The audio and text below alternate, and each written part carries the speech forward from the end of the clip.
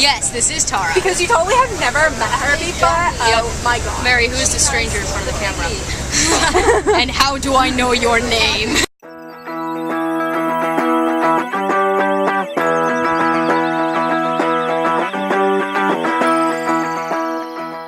So Panic at the Disco's Vices and Virtues came out on Tuesday, and I've kind of been listening to it nonstop. It's one of those great albums that is meant to be listened to all the way through. Mary, you and I already got our free downloads of Erase This, and so you know what it's like to make an album that is the enemy of shuffle.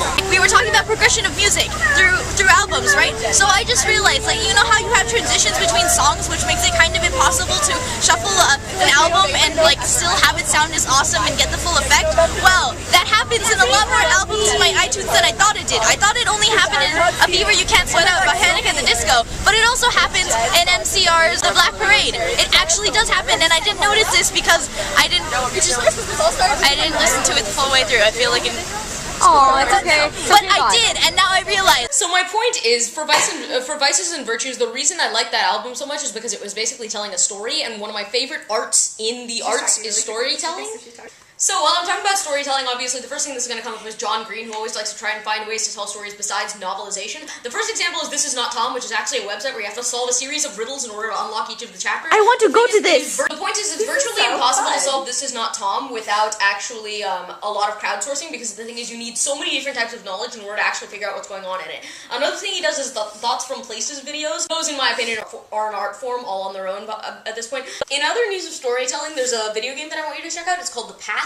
This is one of the great examples of how you can tell a story without having a plot. So, The Path is basically where you have 6 girls. I think their names are Scarlet, Ruby, Robin, Carmen, Ginger, and Rose. So the thing is, you can actually pick one of the 6 girls, and they're all of different ages, and they're all from the same family, which is the Red family. Oh, big surprise. But, basically, each of these girls is put on the path to grandmother's house, and the only instruction it gives you is go to the woods to grandmother's house and stay on the path, which is, incidentally, the only way you can utterly fail the game. Because if you go straight to grandmother's house, then you just go there, it shows a cutscene of you seeing grandma, and then you lie down next to her, and then you're back in the house, and it's like, hey, that was the end. What you're actually supposed to do is ignore the instructions, and you can wander off the path, and they've made a sprawling forest just full of stuff, and there's an abandoned playground and a graveyard, and each of these girls has their own unique wolf. In Robin's case, she's the youngest, and she actually gets a literal wolf, but it's not quite a wolf in the sense that it kind of looks like, you know how when you're little, when your nightmares, they'll have something that looks scary but also cartoonish at the same time? In Carmen's case, for example, it's a lumberjack.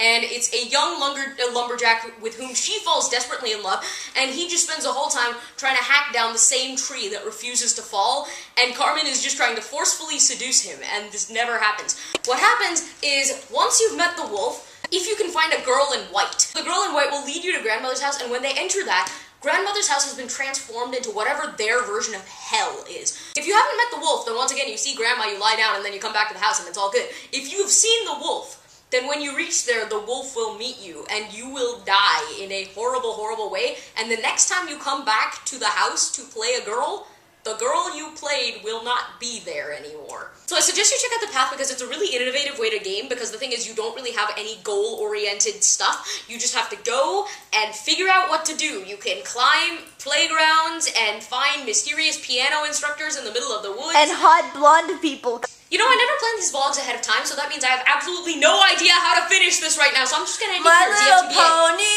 My Little Pony.